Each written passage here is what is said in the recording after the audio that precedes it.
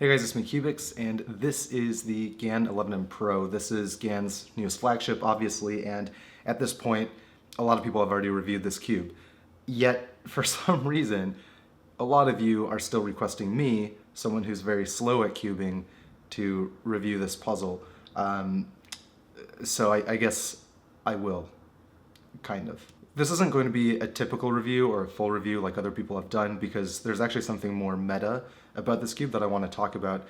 But for the sake of being a review, these are the objective stats. It's a 56mm cube that comes in at a little bit over 60 grams. If you include the flappy box, it's still under 100 grams, which is impressive. The corner cutting is pretty typical of GAN cubes. It's a little bit worse than a 3D printed cube, but anything less than 45 degrees is super easy, and reverse corner cutting is essentially the best in the market. The pieces are interesting. As we've all seen now, there are core corner magnets. The corner magnets can be removed, and you can put in stronger or weaker ones. To me, they don't really feel that different. They all kind of feel the same, so I'm just going with the stock ones. The normal edge corner magnets are still there. The adjustment is now in the corner piece, and it's using the switch system, which is kind of neat, and it is good. I guess that's the review. I mean, what more do you need me to say?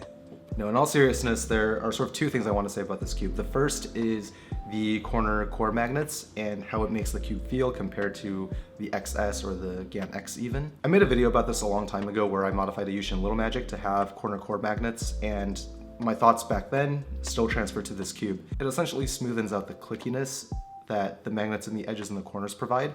So in the XS, if you had really strong magnet settings, for example, every time you made a turn, you would feel a click. With the 11M Pro, now that there are magnets in the core, everything's just a little bit smoothened out. So the cube is still remarkably stable, you still get really good turn accuracy, but the click you feel isn't quite as substantial, and that's a good thing. So this cube is like really good. And if you could only get one GAN cube, I would say that this is probably the one to get. That being said, this will probably never be used in a competition by me. It's kind of a weird thing to say, but I think this is probably the best cube that I will never use as a main. I think it's getting to a point where the hardware is literally better than me as a cuber. This cube is insanely fast and really, really fluid, but my turn style isn't. I started cubing in 2008, and back then the hardware was really, really bad. But that's also when a lot of my finger tricks were solidified. And frankly, if you've seen any of my solves, and a lot of you have pointed this out, my finger tricks look like they're from 2009 and 2010. And that's absolutely true. For me to use this cube, I would have to change my turn style so significantly that for someone who isn't very competitive like myself, it's just not really worth it. The 11M Pro has this nice kind of like plush yet crispy feel, but it's really, really fast, and it's a little bit spongy. What that means is that for people with really high TPS and decent turn accuracy, they can get away with really like insane finger tricks and get really good times. For someone like me with really poor finger tricks, I end up getting slower times on this cube, literally like a second and a half slower on this cube, because I end up catching and locking up when other people don't because they have proper finger tricks. With a cube like this, it's begging to be turned quickly. Like you want to use high TPS, you want to spam those algs, but if you have poor finger tricks like myself, that ends up in catches and lockups, and your times just become bad. Of course, the solution to this is to just turn slow and look ahead, but then, you know, what's the point of using this cube? At that point, I would just use something like a GAN X or a GAN XS, which is what I use. I guess what I'm trying to say is that the 11M Pro is a really, really fantastic cube, and I think GAN did a really good job.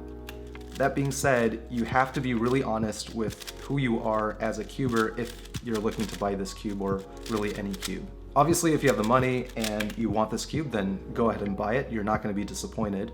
But if you can only buy one cube, make sure that you're not just getting something that the fastest cubers are getting, because what cube fits for them may not work for you. As much as I love this cube, and I love how it feels and I love how it turns, I actually get faster times on a $6, $7 cube like the Meilong 3M. Again, to reiterate, it's not the fault of the cube. The cube is great, and I highly recommend it, but I will not be using it myself because I lack the skills required to take advantage of this puzzle. So there you go. Those are my thoughts on the 11M Pro. Good job, GAN. It's a good cube. I like the magnet system.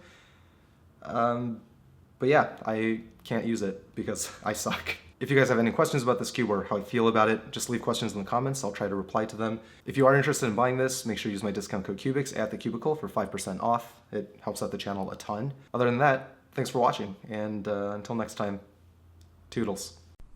All the pieces feel the same, don't they?